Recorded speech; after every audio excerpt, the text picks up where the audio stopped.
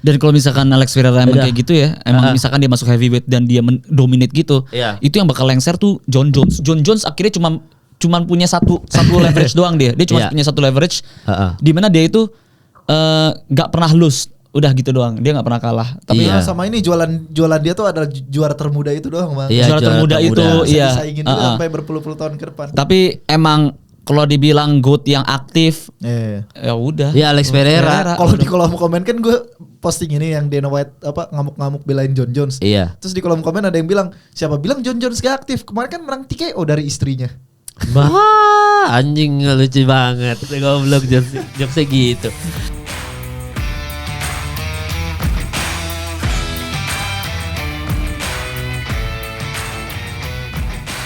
Satu minggu sebelum UFC 304 ya.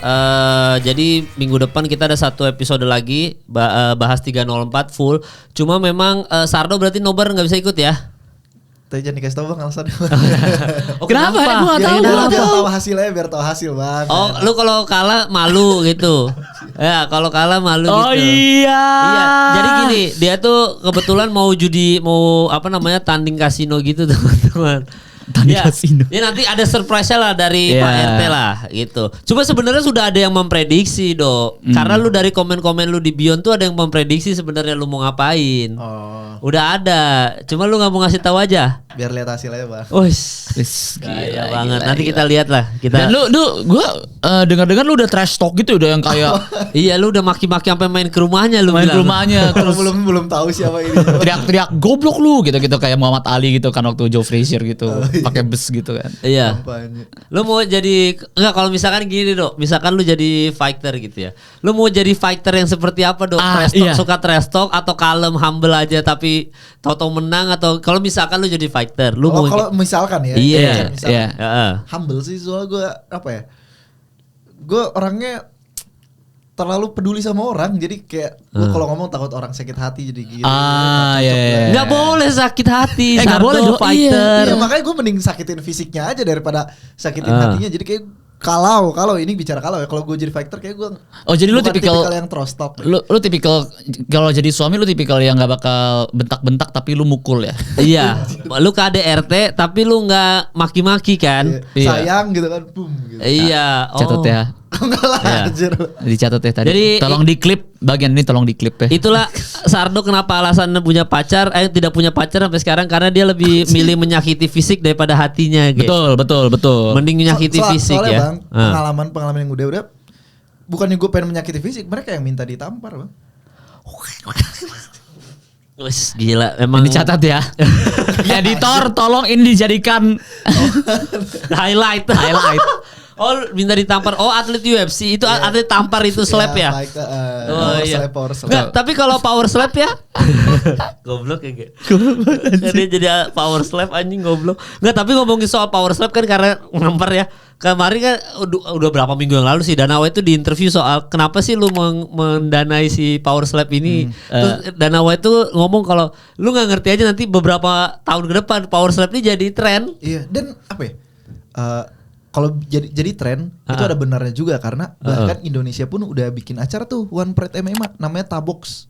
Anjir udah ada. Iya, cuma tetap sentimennya sama seperti power slap di luar negeri. Di Indonesia juga dibilang-bilang nih apaan, gak ada seni bela diri dan lain sebagainya gitu kan. Ini cuma rewardnya gak sebanding dengan damage yang diterima gitu. Betul. Karena kalau fighter masih bisa belajar defense, dan lain sebagainya, bisa ngindar gak kena. Kalau ini kan mau gak mau kita telan kan. Ilmunya apa gitu, kuat-kuatin rahang kan nggak juga. Nah, dan geger otak tambah lagi kayak gitu. Tapi yang jadi pertanyaan, emang Dana White tuh bener-bener mendanai banget power slap sampai ada gamenya Bang. Ada game power slap baik di mobile, kayaknya baru di mobile doang nih. Jadi yang cuma digini-gini terus yang powernya ntar naik terus gitu. Maksudnya sampai segitunya bikin game. Dan kalau ya mungkin di luar sana ada pasarnya kali ya. Ya, cuma gue orang yang nggak masuk sih. Menurut gue sih, ya menurut gue di setiap itu tuh pasti ada pasarnya juga. Makanya gue kalau gue memprediksikan 5 tahun ke depan itu ntar Indonesia juga bakal namanya tendang kontol. Jadi sama kayak power slap gitu, orang bakal ditendang. Dan ini tahu nggak? Mana ada tendang kontol? Ada. Lewat di power slap aja ada. Di explore gue ada konsepnya sama kayak power slap, tapi ini namanya kuat-kuatan leg kick. Kalau lagi kan iya. Itu. Yang juaranya kan kalau di season 1 ini orang Kyokushin.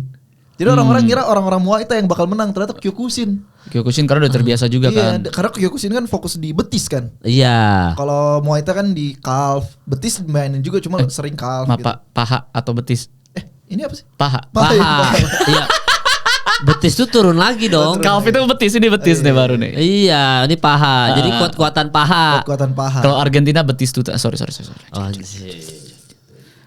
Pernahkah kau merasa tiba-tiba ada jingle. jet kena tendang Pereira di kepala ya gitu. Enggak tenang, jingle lu ada yang muji katanya lu lumayan cukup futuristik ya. Tendangan di pelipis yang benar-benar berlaku untuk Yuri Prohaska. Jadi lu oke lu. Orang pas kita lagi yang kita nobar itu Yuri Prohaska sama Alex Pereira itu udah ada yang komen-komen. Iya, udah ada yang komen iya di lu juga ada yang komen kan di ada. Ini. Gue pin kan yang dia ditendang di pelipis. Oh ya di radio tempur. Iya katanya ini bakal jadi jingle berbulan-bulan. Karena ternyata prediksinya bener ya. Iya. Tapi emang kalau power slap ya, ya gue nggak tahu juga ya. Kata lu tadi mungkin ada penikmatnya di sana, tapi buktinya orang sana pun mempertanyakan. Jadi kayaknya penikmatnya juga belum terbentuk gitu. Penikmatnya yang barbar aja kali ya, yang senang sabung manusia tanpa seni berkelahi gitu. Iya. Dan itu kayaknya juga mengurangi. Begini, maksudnya kayak UFC ini kan juga menambah lapangan pekerjaan baik bagi fighter, juri, dan juga kayak kita nih. Orang di luar yang suka banget sama craftnya, suka banget mencoba untuk ngebedah scientificnya kayak gimana. Kalau power slap gak ada bro. Gak ada. Lu bayangin ada 3 orang gitu saling bedah. Oke ya, kalau kita lihat ini tangannya dia nih, gak ada. Kita mau bahas apa kan kalau misalkan kita bahas defense-nya nih gitu. Wah kemarin lihat Oliveira keren banget ya kakinya sama Arman Sarukian. Itu defense IQ tingkat tinggi. Nah kalau power slap gimana? Itu tamparan tingkat tinggi bro, itu butuh IQ dari mana? Kan menampar aja. Terutama lawannya dia terbiasa untuk menampar orang yang shape mukanya tuh kotak. Nah ini yang bentuknya tuh hati kayak gitu. Kan malah ngomongin shape muka kan. Iya makanya jadi apa yang dikomentarin, gila gerakan tangannya ternyata kecepatannya 90 Mbps. Dan yang paling dan yang paling gua nggak suka dari power slap itu, ditinju kan banyak kasus fatal tuh karena second count kan. Jadi dipukulin di kepala terus dipaksa berdiri. Nah, power slap juga kan gitu. Jadi kita cuma boleh pegang bantalan di belakang, terus ditampar, terus ya kalau nggak mau musuh dapat poin harus buru-buru berdiri. Itu kan bener-bener otak kita lagi concussion dipaksain. Dan, Dan lu tau nggak kalau misalkan ada yang curang, terus lawannya tuh kayak dia curang gitu. Jadi kan nampar kan harusnya pakai ini. Lawannya pakai ini. Dia curang. Tapi curang ya. Akhirnya yang kedua udah melengos sendiri karena udah dipukul duluan di sini. Padahal harusnya diskualifikasi. Cuma waktu itu ada cuplikannya tuh, ada yang kurus banget badannya ketemu sama yang gemuk banget. Oh iya. Yang kurus banget nih kayak matanya putih gitu, kayak pakai apa sih? Pakai soft lens. Iya, kayak soft lens gitu putih gitu. Bisa dia bertahan loh dari orang yang badannya gede gitu, tapi emang sumpah itu nggak ada manfaatnya. Yang gue takut apa? Kan kemarin gue lihat cuplikan Bion kan. Jadi Bion itu ada yang lagi ada kayak eksibisi adu panco di luar, ada yang mukul kayak gitu. Lu bayangin ternyata eksibisinya power slap, anjing. Orang nggak jadi nonton pulang anjir. Rahangnya bengkok semua. Iyalah, jangan sampai lah. Iya maksudnya ide pertandingan itu juga gue bingung. Maksudnya kadang-kadang juga kata gue gak akan ngambil begitu kan. Dilarang namanya steril, gak boleh ada yang beginian. Ya siapa tahu ternyata viral gitu, aneh banget. Tapi memang power slap ini kan kita kadang-kadang banyak olahraga di luar sana. Misalkan olahraga di India, ada tuh olahraga di India tuh apa tuh yang bolanya kayak dilap-lap gitu gitu kan. Karambol. Bukan karambol, gue lupa namanya. Waktu itu gue pernah bahas di podcast Hancur, gue lupa namanya apa. Tapi intinya ada pertandingan yang menurut kita gak masuk akal. Di otak kita ini olahraga apa ya kok aneh gitu. Nah power slap yang paling menurut gue patut dipertanyakan cuma power slap aja. Udah aneh banget itu. Emang aneh, tapi ya mau gak mau emang seru sih. Karena kekerasan tuh emang seru. Oke sekarang gini nih. Ini gue punya proposisi nih buat kita bertiga. Kita bertiga nih bisa bikin olahraga yang mungkin bakal lucu dan keras juga. Namanya tuh sweet mouth. Wah. 2 orang bakal sweet gunting batu kertas.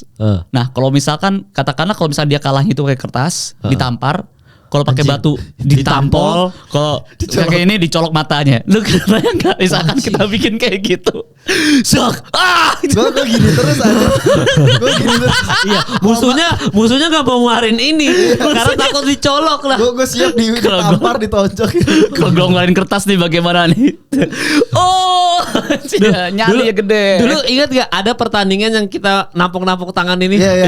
Gak boleh gak boleh gerak duluan, gak boleh gerak. Lu tawarin itu ke Dana White kayak disponsorin dah. Enggak, itu bayangin dulu main ini aja sakitnya gak karu-karuan kan? Sampai bengkak kan? Iya aja sampai bengkak kayak maksud coba gitu-gitu doang kan. Itu udah puak, itu kan sakit banget ya.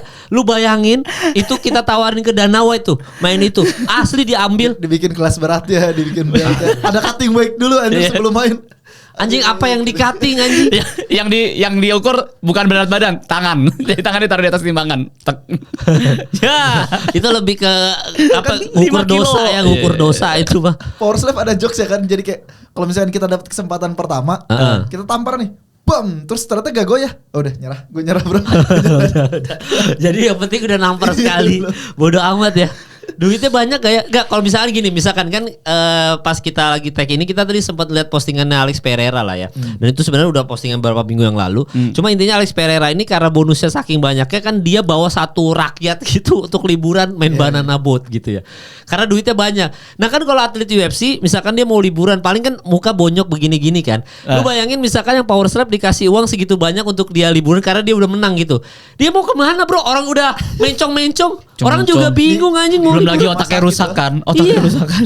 Buat di rumah sakit aja bang, tiduran begini. Lah iya itu mah untuk bayar asuransi doang itu sampai meninggal. Aneh banget di Power Slap. Cuma memang ya kita lihat lah ya, karena Dana White dia memprediksi bahwa ini akan viral. Mungkin viralnya nggak sekarang tapi mungkin beberapa tahun ke depan. Ya nggak masalah juga. Toh juga dia Dana White bikin UFC juga perjalanan panjang kan. Iya, perjalanan panjang. Dikata-katain, ini sabung manusia. Dulu juga dikatain. Dikatain. Bahkan udah yang kita bahas dulu sempat di demo juga Dana White kan sebenarnya. Cuma kan akhirnya makin kesini malah jadi olahraga. Ya bisa dibilang olahraga fighting nomor 1 di dunia sekarang UFC ya. Ketimbang boxing ya. Atau cabang olahraga yang lain gitu. Jadi memang cuma memang sulit sih kalau UFC mah banyak yang bisa dinilai. Iya, banyak. Itu terlalu dan itu dia maksudnya kalau sesuatu yang bisa dibedah dan secara kan ini kan jurusnya banyak banget nih UFC. Iya, banyak. Jadi bakal panjang banget nih, kita ngebedahnya enak banget. Ya, cuma memang satu hal doang sih, dan ini pembahasan juga orang-orang sebelum Alex Pereira ini jadi number one pound for pound ya. Kekurangannya UFC itu dan ini kelemahan beberapa fighter adalah ketika fighter nggak bisa wrestling pasti kalah. Ketemu sama wrestler. Dan banyak yang akhirnya kabur-kaburan, yang kayak contoh Alex Pereira juga kan orang cerita ini kabur dari Ankalaev gitu. PR-nya UFC itu aja. Jadi yang akan mendominasi UFC cuma wrestler aja gitu. Dan menariknya setelah menang dominan kemarin lawan Yuri Prohaska, Alex Pereira tetap jadi underdog di matchnya ngelawan Ankalaev di Pasang Bandar, jadi sebagai underdog. Tetap si Ankalaev yang favorit di angka plus 200 gitu. Kalau si ini tetap ini underdog. Cuman gue menarik nih kata-kata komen-komen ya. Jadi si Ankalaev ini kan tetap di Twitter dia tetap ngomong waktu si Yuri Prohaska menang, waktu si Alex menang, si Ankalaev tetap ngomong katanya di pertandingan nanti gue nggak bakal pakai takedown, gue bakal pakai striking doang gitu. Gue melihat ini dagu si Alex Pereira ini nggak punya dagu gitu. Israel aja bisa bikin dia tidur, gue juga pasti bisa gitu. Nah terus dikritikin sama orang-orang ini fans MMA luar tuh kayak gini, kayak kenapa sih ego-egonya orang like heavyweight ini gitu? Kenapa mereka nggak mikir yang ini Alex Pereira ini strikingnya tuh udah level dewa. Kayak dulu pernah gak sih kita ngeliat ada orang mau ngelawan Habib terus dia ngomong kayak gini, saya ngelawan Habib saya bakal gulatin aja. Gak ada kan? Semua realistis kan gitu. Kenapa orang-orang di like heavy itu egonya pada tinggi-tinggi yang bilang enggak, saya lawan Alex Pereira saya adu striking aja, nggak usah pakai wrestling. Kenapa nggak realistis aja gitu? Udah saya main wrestling, saya nggak akan ladenin strike-nya. Karena zaman Habib juga nggak ada orang ngomong lawan Habib ntar saya adu gulatnya, nggak ada kan? Ada sih, ada. Let's wrestle, McGregor. Let's wrestle. McGregor yang nantangin ya. Hasilnya gimana? Hasilnya kan? gimana? Hasilnya kelihatan ya. Nggak, tapi gimana? Maksudnya kalau dari lu berdua ya kan lu berdua penikmat UFC ya. Gimana cara ngarahin wrestler untuk seorang boxer gitu maksud gua? Jadi strateginya pasti dihajar di atas terus kan? Iya kayak si Israel Adesanya di middleweight kan banyak yang ngeladenin wrestler. Kayak Paulo Costa, Yoel Romero, Olympic Wrestling. Terus banyak dan ini juga yang kayaknya bakal terjadi di matchnya Magomed Ankalaev versus Pereira. Israel di middleweight itu tuh saking tingginya strikingnya, jadi dia tuh udah punya zona striking sendiri sampai si wrestler yang mau masuk ke sana harus mikir 2 kali karena bisa masuk dicincang sama ini. Makanya dia nggak keluar kan pada ini kan emosi. Ini orang kenapa sih mau ngeladenin striking Israel? Kenapa nggak coba takedown? Bukannya nggak coba takedown, nggak bisa. Karena asal masuk bisa kena knee-nya. Asal masuk bisa kena step back di tampolnya gitu. Jadi Nah, kalau gua tajam itu. Nah, kalau misalkan gue juga sepakat. Dan gue kalau misalkan nggak tahu ya, ini kalau gue ngeliat dari sejarahnya ya. Jadi yang gue suka dari UFC itu tuh selalu circular gitu loh, kayak roda gitu. Awalnya itu yang menjuarai itu dibilang itu adalah Muay Thai dulu. Awalnya kickboxing dulu. Kickboxing bakal menjuarai. Setelah itu shifting ke Muay Thai. Semua wrestler itu semua petarung tuh pasti bakal latihannya Muay Thai, basicnya Muay Thai. Dia Muay Thai mana gini. Masuklah Royce Gracie kemudian memperkenalkan Jiu-Jitsu, memperkenalkan grappling. Kan ada kayak gitu. Nah, terus habis itu shifting lagi tuh. Semuanya harus bisa striking. Kayak dulu tuh ada satu pertandingan di mana UFC itu tuh harusnya bangkrut. Itu ada pertandingan yang dibilangnya pertandingan terakhir. Tapi diselamatkan oleh Forrest Griffin melawan siapa gitu. Itu benar-benar 3 ronde baku hantam. Baku hantam gini dan itu menjadi skyrocketed banget ininya. Share-nya tuh skyrocketed banget. UFC terselamatkan. Jadi semua petarung UFC itu langsung belajar boxing, langsung belajar striking kayak gitu. Dan itu kayak ada Chuck Liddell juga ada di situ juga kan. Terus Anderson Silva itu juga terkenal karena strikingnya kayak gitu-gitu. Nah, abis itu shifting lagi sekarang sampai di sekarang ya. Tapi awalnya kayak ada Brock Lesnar dan ada Frank Mir di mana main ground game. Tapi bedanya Brock Lesnar itu ground game, abis itu ground and pound. Frank Mir itu game kunci. Iya, ground game kunci kayak gitu. Dan ini berlangsung sampai sekarang juga, makanya melahirkan kayak Khabib, kayak Islam kayak gitu-gitu. Tapi maksud gue tuh emang circular kayak gitu aja. Jadi ini bukan UFC sekarang adalah UFC yang pro wrestler atau pro apa kayak gitu-gitu. Tapi emang ini kita lagi emang tengah-tengah proses perjalanan roda apa ya? Cycle of life. Roda itunya roda berputar gitu aja. Istilahnya kan ganti cycle tuh karena Jim nemu formula cara ngalahinnya. Jadi kayak sekarang juga Jim lagi mikir formula ngalahin wrestler ini gitu. Iya kayak gitu. Jadi sekarang tuh yang kita tuh jadi nikmatnya adalah kita nggak bisa nebak lagi siapa yang gini. Ini gimana ya? Kayak gitu. Kayak jangan kan sebelumnya kan sempet yang semua yang bisa leg kick itu yang menang gitu kan. Terus berubah. Sekarang pada belajar cek semua. Itu aja tuh yang bisa leg kick itu tuh dimulai dari jadi gini. Dulu tuh pernah ada satu pertarungan gitu, tarung bebas gitu. Satunya itu adalah American kickboxer melawan si petarung Muay Thai ini. Si kickboxernya ini dia dia itu mukul sampai rahang di ronde pertama, rahangnya dislokasi, rahang si Muay Thai ini nih.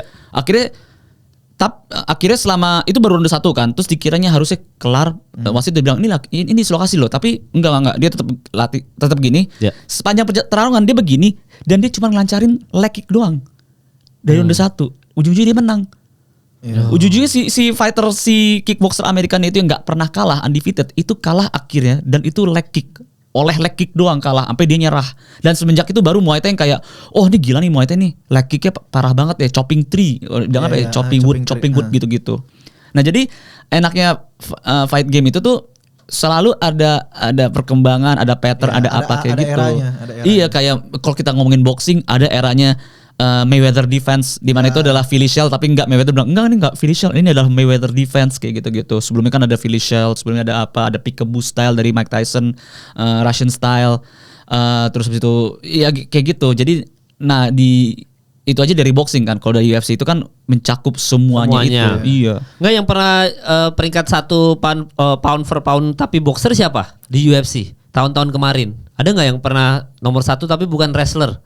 Nggak ada sih. Nggak ada kan? Pasti wrestler paling atas kan? Iya. Nomor 1 wrestler. Demetrius Sebelum Johnson. Islam siapa? Sebelum Islam John Jones. Volkanovski. Ya. Volkanovski hitungannya bukan boxer. Striker juga sih dia. Iya, striker juga kan?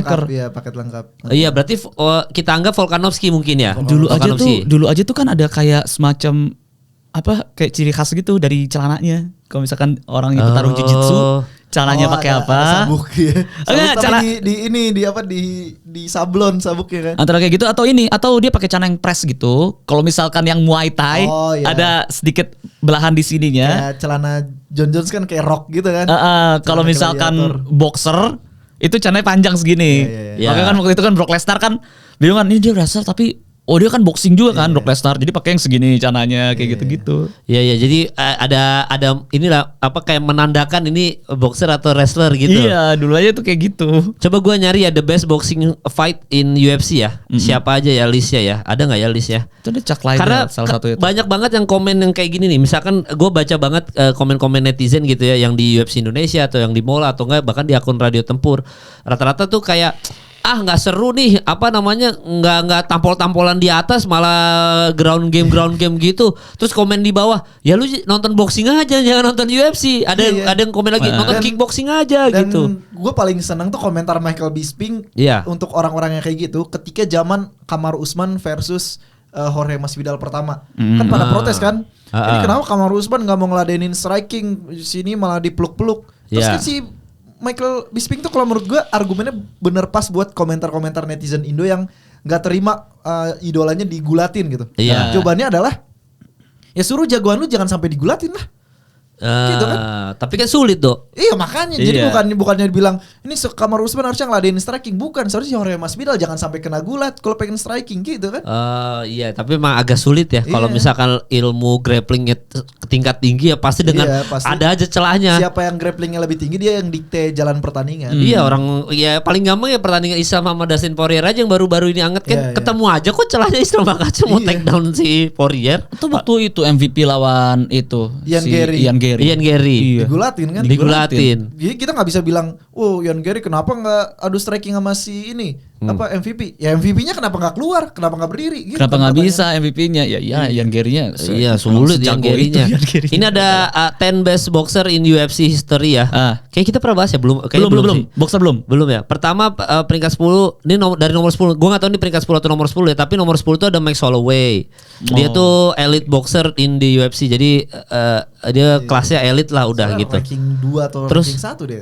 Terus yang 9 Dustin Poirier, ada great boxing fundamental. Dia bilang tuh Poirier ya. Terus Alex Pereira proficient knockout artist istilahnya. Kalau urutan dari 1 deh. Selalu Max Holloway nomor 1 lah, nomor 2 Dustin tapi Poirier. Tulisannya 10, terus 9, 8, terus habis itu 7 ada Aspinall.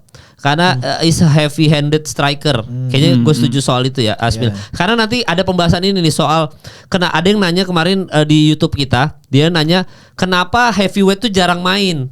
Jadi jarang banget mereka main gitu, sekali 2 kali doang. Nanti kita bahas kalian ya, kayak Aspinall, siapa lagi sih yang jarang-jarang main. Pokoknya intinya banyak banget yang jarang main di heavyweight. Alasannya kenapa? Terus Alexander Volkanovski itu pocket rocket. Istilahnya Isa pocket rocket, anjing keren banget. Anderson Silva one of the best strikers ever. Terus habis itu ada Stipe Miocic, idolanya Sardo. Decorated amateur boxer. Anjir keren banget ya namanya ya. Francis Ngannou almost defeated Tyson Fury. Istilahnya gitu. Terus Israel Adesanya boxing is criminally underrated. Sama terakhir ada kayaknya nggak berurutan karena terakhir yang pertama Holly Holm.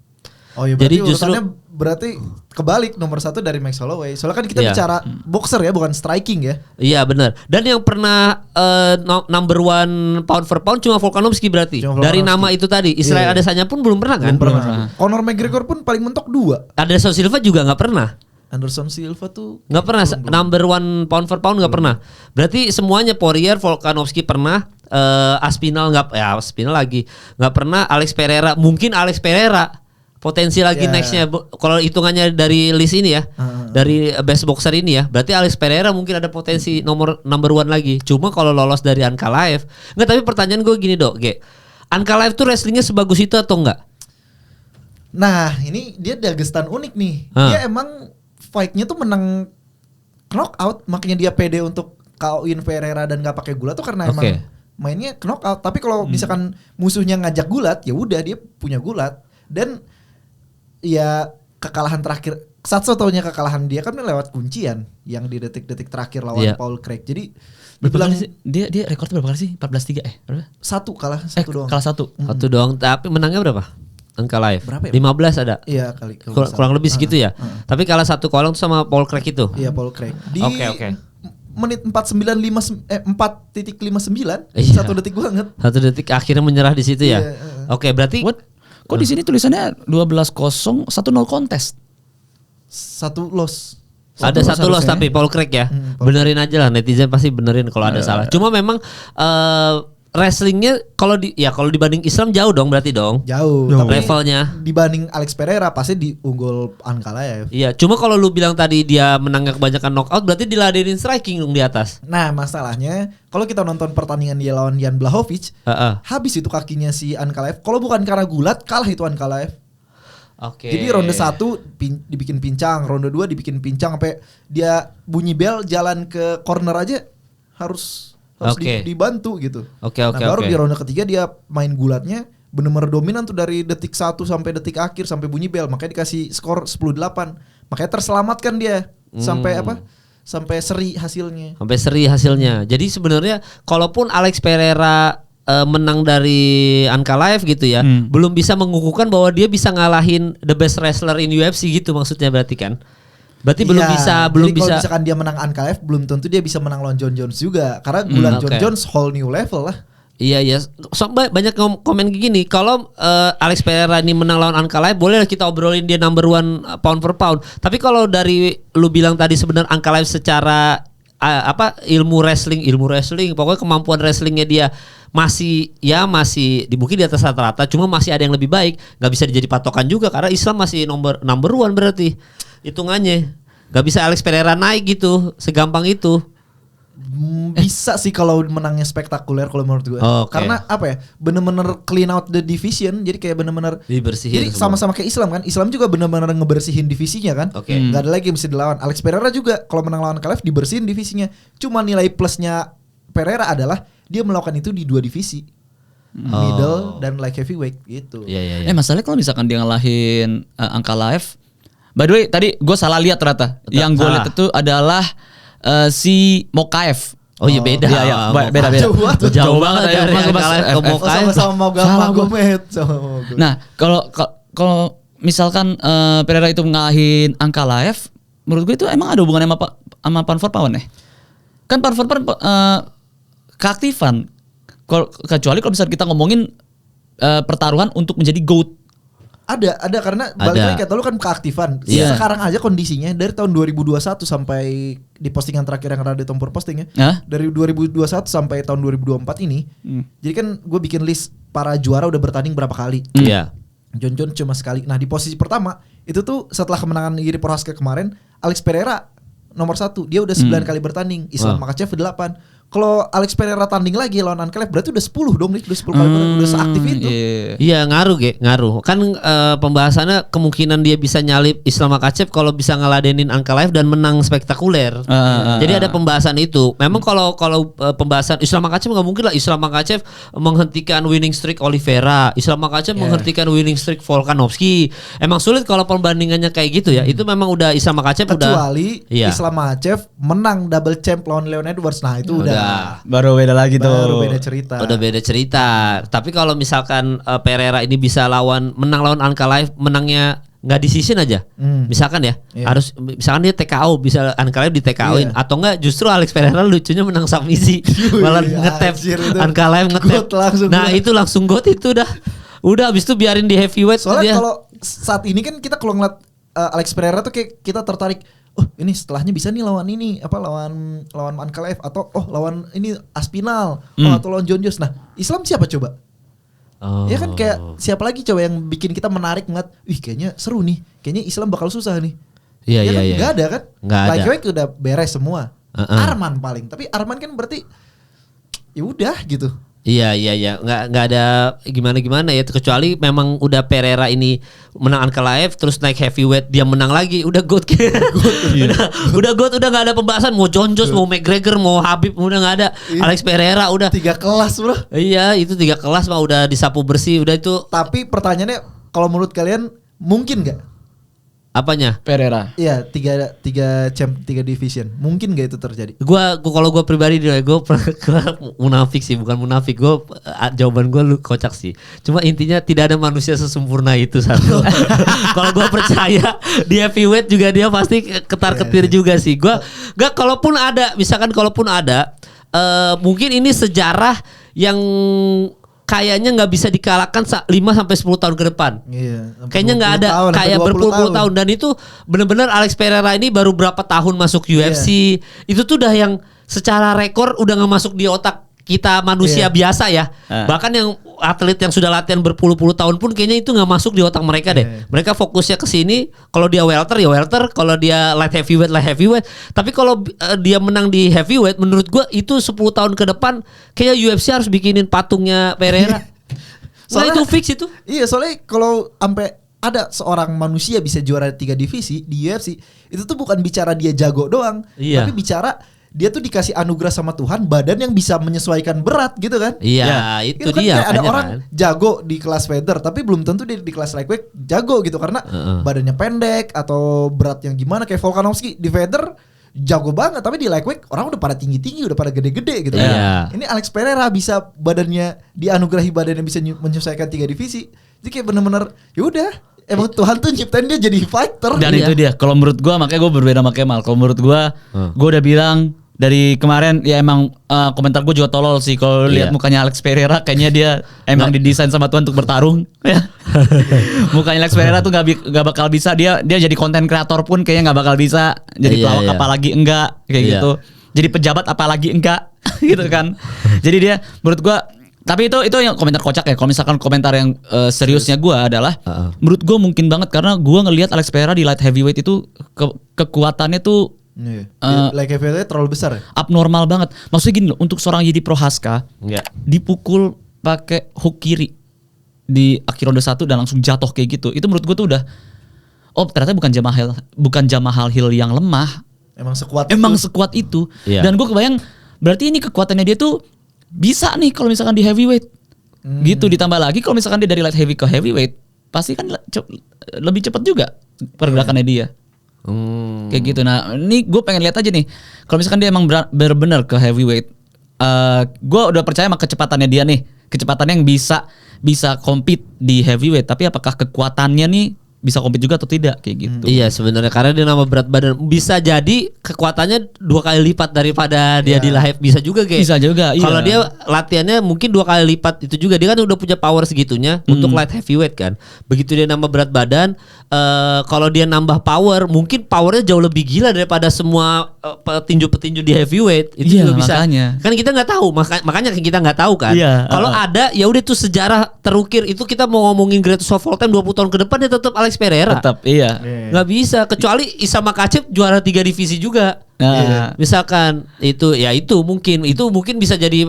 Dan itu kayaknya ya itu gue bilang tadi kan, maksudnya Tuhan ini mau adil ya, maksudnya nggak ada orang sesempurna itu. Kalaupun ada Alex Pereira aja pasti udah. Dan kalau misalkan Alex Pereira emang kayak gitu ya, emang misalkan dia masuk heavyweight dan dia dominate gitu, itu yang bakal lengser tuh John Jones. John Jones akhirnya cuman punya satu leverage doang dia cuma punya satu leverage, di mana dia itu nggak pernah lose, udah gitu doang, dia nggak pernah kalah. Tapi sama ini jualan dia tuh adalah juara termuda itu doang bang. Juara termuda itu disaingin juga sampai berpuluh-puluh tahun ke depan. Tapi emang kalau dibilang GOAT yang aktif, ya udah. Ya Alex Pereira. Kalau di kolom komen kan gue posting ini yang Dana White ngamuk-ngamuk belain John Jones. Terus di kolom komen ada yang bilang, siapa bilang John Jones gak aktif? Kemarin kan menang TKO dari istrinya. Anjing lucu banget, goblok jokesnya gitu. Nah, tapi ini kita sebelum udahan ya, ini ada berita juga. Kita pas lagi tag ini sebenarnya udah seminggu sebelum ya. Jadi kalau ada berita yang baru mungkin kita akan bahas di episode minggu depan. Kalau ada berita yang baru ya. Cuma kita sejauh ini beritanya adalah yang lagi viral dan mau gue bahas adalah kan Dustin Poirier mau one last dance. Nah, cuma ini ada Volkanovski ini minta kayak semacam pertandingan sebelum dia mau title shot lagi. Jadi ada pertandingan. Nah, Volkanovski ini di video itu gua nggak tahu tuh reels apa lagi live Instagram apa lagi di interview Volkanovski. Intinya adalah dia sebut nama Charles Oliveira atau Dustin Poirier.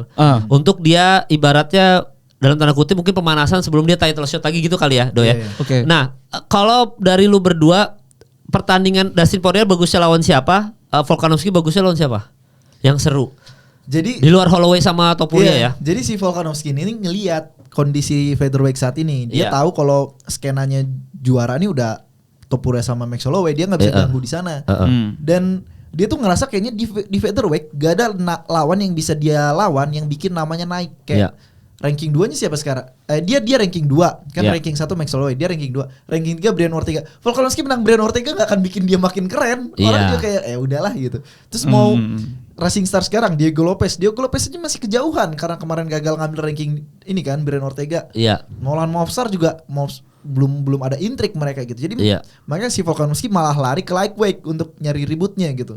Terus dia ngelawan Dustin kayaknya itu nggak akan mungkin terjadi karena Dustin lawan terakhir ini pilih-pilih banget. Nggak mungkin ya, udah pasti. Terus lawan Oliveira nih, jadi si Oliveira ini ada di posisi yang menarik nih. Dia di lightweight, dia baru kalah lawan Arman yang membuat dia jadi kayaknya mau ngelawan Islam masih jauh lagi. Makanya dibikin, dan ketika ngelawan Arman tuh dia kayak terekspos gitu kalau dia tuh grapplingnya bagus tapi gulatnya tuh nggak begitu bagus kalau ngelawan orang pegulat yang levelnya lebih tinggi gitu kayak Arman. Makanya Colby juga nantangin Oliveira kan. Random banget segitu welterweight pada aktif, kenapa malah lari ke lightweight gitu.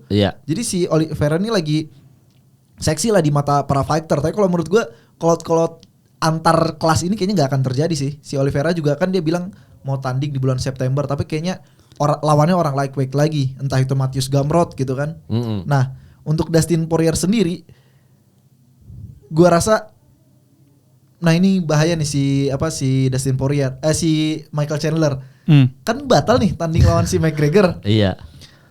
Terus si Dustin Poirier tiba-tiba bilang mau satu pertandingan lagi. Bisa jadi si McGregor berubah pikiran. Tai lu. Kayak lebih seru lawan Dustin Poirier. Itu jawaban gue anjing.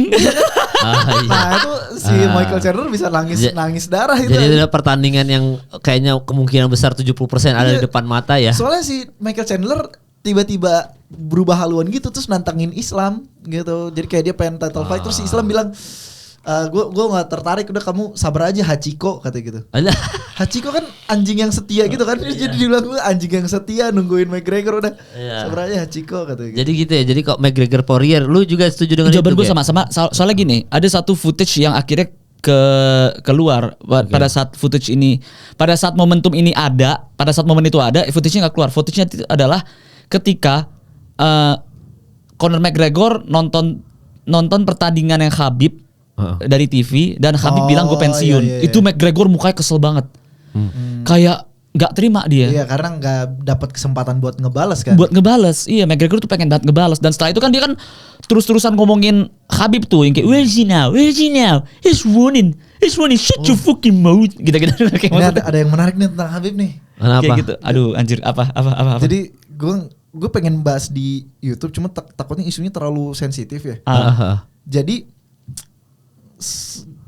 sempat ada kasus pengeboman gereja gitu. Nah, terus pelakunya ini salah satu murid di Eagles MMA. Nah, terus si Habib klarifikasi, katanya itu bukan murid dari saya. Saya mengecam banget kriminalitas antar agama kayak gini karena coach saya aja Kristen gitu kan. Saya nggak ada kebencian terhadap beda agama gitu, dan yang bilang itu murid dari gym saya, dia cuma pernah berlatih di tempat saya sebulan, bukan berarti dia bagian dari Eagles MMA gitu kan. Nah, terus si Conor McGregor sempat bikin hashtag Conor was right, soalnya dia dulu jualannya gitu kan. Kononnya teroris He's a snitch. He's a fucking rat. Terus ditambah lagi tentang kasus yang ini. Promotor dia tuh ini kan yang Eagles Promotion itu kan jadi hilang tak kemana kan, padahal dulu besar banget. Jadi katanya ada kabar investornya tuh dari duit mafia gitu, terus akhirnya ketangkap sama pemerintah Rusia, akhirnya jadi tutup. Terus si Habib nih ada masalah penggelapan pajak gitu. Makanya si Habib jadi warga negara Abu Dhabi sekarang. Udah diakui sama Abu Dhabi sebagai warga negaranya, tapi si Habib belum mengambil ke situ, dia masih di Dagestan. Tapi di Dagestan pun dikabarkan rekening Rusianya dibekukan karena kasus pajak itu gitu. Makanya si Conor nge-tweet apa ya, pokoknya tentang itulah Ini orang pasti bakal balik lagi nyari duit katanya gitu. Oh jadi bakal balik tanding lagi. Iya, cuma kalau kata aku enggak lah. Kalaupun dia emang nggak punya duit, banyak muridnya yang mau ngasih dia duit. Banyak Iyalah. orang-orang Abu Dhabi yang mau ngasih dia duit. Iya pastilah, dengan sukarela. Banyak bisnis dia kan. Iya, tinggal buka gym lagi di Abu Dhabi udah berapa ratus orang ikutan itu udah duit semua lah. Pasang franchise saya udah. Iya, tinggal pasang franchise. Jadi ya kita lihat Habib kedepannya akan ada pergerakan apa ya. Karena memang selalu pertanyaan di tahun ini pun selalu dipertanyakan Habib comeback. Kan ada kemarin sempat viral itu kan. Cuma nggak ada Habib comeback mah hoax doang. Comeback nggak akan pernah. Iya. Tapi kayaknya Dana White tuh bakal nelfon McGregor sih. Untuk apa? Untuk Poirier. Kalau Poirier yang Poirier pasti ditelepon. Iya, kayaknya mungkin ada potensi ya. Cuma nanti kita lihat aja apakah kejadian atau enggak. Karena kadang-kadang podcast kita ini cukup futuristik, terutama kayak kan ditendang di pelipis, dipukul hook kiri, Kira-kira dari UFC 304 sampai akhir tahun siapa lagi nih yang bakal knockout head kick nih? Kita kan udah Islam. Supaya lagu lu kepake lagi kayak. Terus Pereira ini. Bella lawan Leon kemungkinan gak ada ditendang pelipis besok nih kan? Iya, mungkin ada. Head kick kan ada dia. Iya, head kick. Ya, tapi kayaknya kalau Belal sama Leon Edward mah decision ini full 5 ronde. Iya, full 5 ronde. Makanya nanti minggu depan kita akan bahas itu full 304. Kayaknya gue mau ngundang satu netizen yang sering nobar sama kita, mungkin si Bagus atau apa, ntar gue coba DM ya. Gue coba undang ke sini, kita minggu depan prediksi game per game kayak biasa. Kan ada Manel KP, ada Mukaev. Tapi untuk minggu depan aja. Jadi buat yang nonton sekarang, thank you udah nonton episode kali ini. Kita bertemu lagi di minggu depan, kita bahas 304. Oke, mantap.